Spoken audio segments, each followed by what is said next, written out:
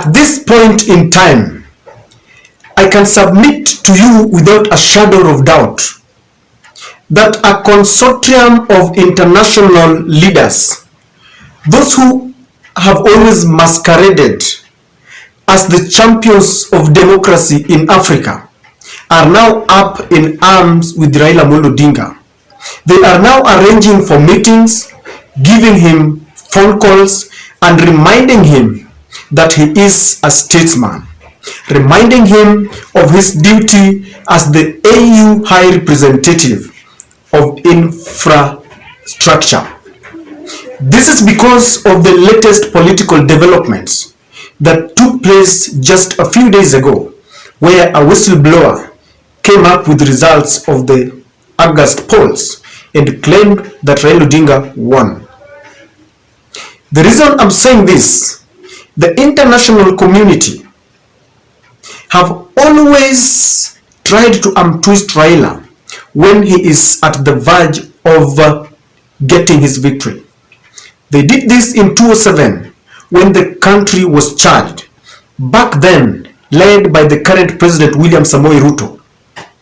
They had made it very clear that it was either Raila's victory or nothing else.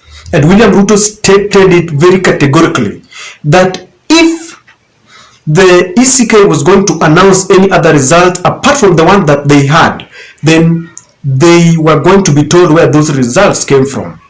And the country was ready. Leaders were all behind Raila Odinga. The supporters were all around him.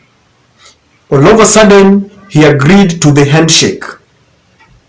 If you ask William Ruto today, that was the beginning of their fallout. In 2013, the supporters were ready. The same thing happened.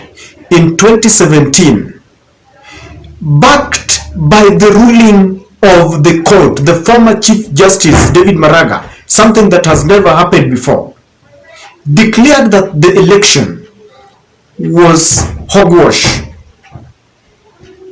and he annulled those elections. When Raila was supposed to go and take his victory, he backtracked. Why? Because of the international community.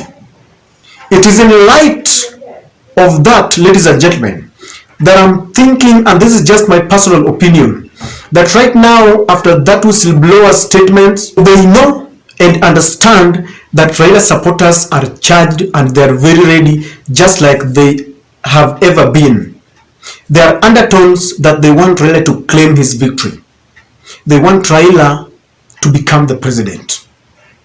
Go to the social media platform and you will realize that Kenya is divided right in the middle.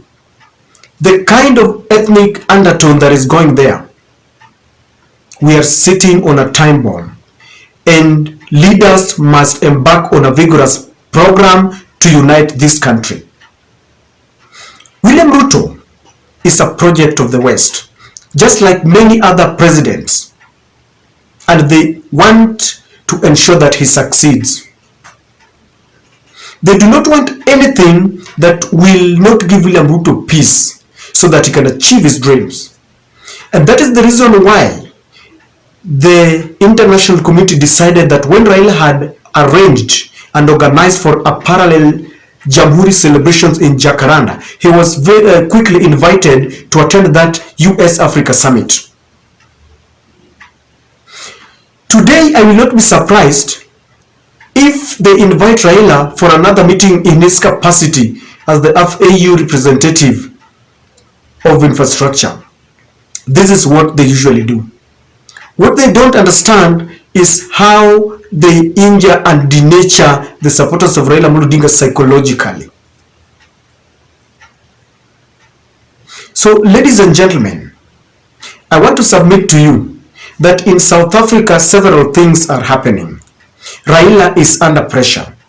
It is some intense pressure that supporters can complain, but if you are given that pressure, if he could open up and just tell you, you won't believe. You're about to ask me where I'm getting these facts. Let me just draw your attention to last year's presidential elections, When the Supreme Court was about to pronounce their verdict, Raila himself came up and told us that they exchanged phone calls between him and the UN Secretary General Gutierrez. And he said that they discussed, among other things, unity in this region. Remember, I started by telling you that anytime something comes up, they will remind Raila Odinga of his title as AU, African Union High Representative of Infrastructure. And so they will be discussing matters peace in Africa. They will be discussing matters energy, clean energy and infrastructure. So this is the reason why I'm telling you that in light of what Raila said then, you saw what happened. They were trying to gag Raila because Raila promised them that he was committed to peace, he's a statesman, and he will not allow his supporters to go to the streets, that they will, accept the verdict of the court. So this time round, they will still do the same. You are a statesman, don't let your people go do this and that. The US and Britain, together with the Europe, have always manipulated Raila when he's at the verge of getting his victory, ladies and gentlemen. The supporters had moved on. Now to come back and remind them that they won and you give them a figure of 8 million, you must be ready to take them to Canaan. There is no need of reminding people that they won, then you leave them hanging. Raila Odinga has always said that the truth shall always be known. The truth has been known. What is the way forward? I have seen people telling me in this channel that the power of the people is bigger than the power of the military, because I was saying that their demands, there's a mere demands that root over Kate's office, that they divide this country, might not argue well with the president, and so he can unleash the police. And people are saying that the power of the people is much bigger and they can triumph if they come together in unity. My message is very simple. There's a mere fraternity must know, and these are just my thoughts, you can always disagree with me, that there is no need of raising people's hopes if you know there's nothing you're going to do. I watched what happened in KICC when they had a red carpet and people were ready and they knew it is coming home. Then all of a sudden it slipped away. When people are beginning to move on, ladies and gentlemen, if you don't have a proper plan to go and capture your victory, there is no need of reminding them.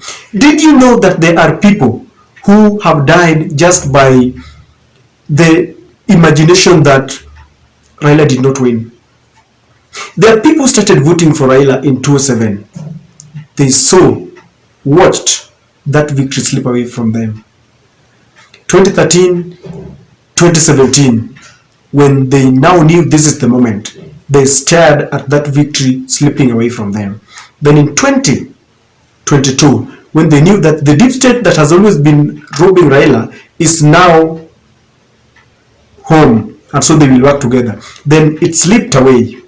Some had even said that they will not vote again. But then a glimmer of hope comes again, that we won. Ladies and gentlemen, because this is a question I just want to ask regardless of your political affiliation. You are a Ruto supporter and Ruto tells you that he won the elections, but it was robbed. He was robbed of his victory. Then 6 months down the line, William Ruto comes and tells you that now we have gotten not only the thief, but we've caught him with the cow that he stole, or the car that he stole. How would you feel? The first thing that will come to your mind is you must take your property. If it is the cow, go with it. If it is the vehicle, go with it. How can someone tell you, your father tells you that, you see, this is our cow, we have gotten it, but then it's okay. You'd rather not have even gotten that news that the cow is somewhere, because once you imagine you had imagined that it was lost, it is safe because you won't see it again. But you are told this is it, and you know the thief. What do you do? I'm just saying, And this is my opinion, I will repeat. There was no need of telling Azimio supporters of their victory, of their 8 million, if there was no proper plan to move to the next venture. Because they are all saying, take your victory. You won and you want to see us the president. There are legal challenges, ladies and gentlemen. Will Raila Odinga this time round stand up and tell off the international community? Can he stand and be counted? Because when he comes back, he's faced with very challenging task. The supporters are going to ask, you told us, we didn't even know, you're the people who came and told us that we won. We've always known that we won, but it is you who contracted certain companies and they came up with these figures. So what do you want us to do? Is it going to be a repeat of 2022, 2022? What is new in this, ladies and gentlemen? Because as usual, the EU, European Union, will do what they usually do. They have started proposing an office of the official opposition leader because they want Raila to take this in lieu of his victory.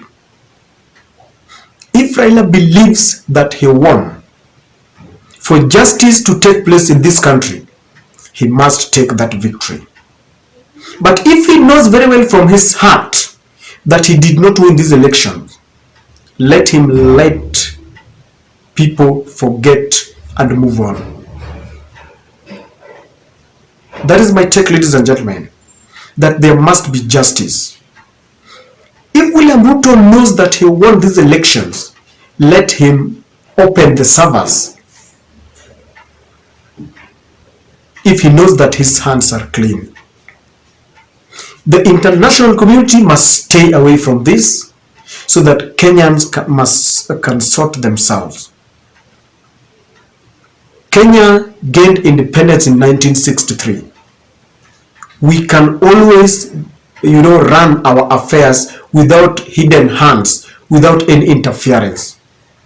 Because Kenya cannot go and control how things are done in the USA. They cannot accept. So I just want to say that the international community must give us a break.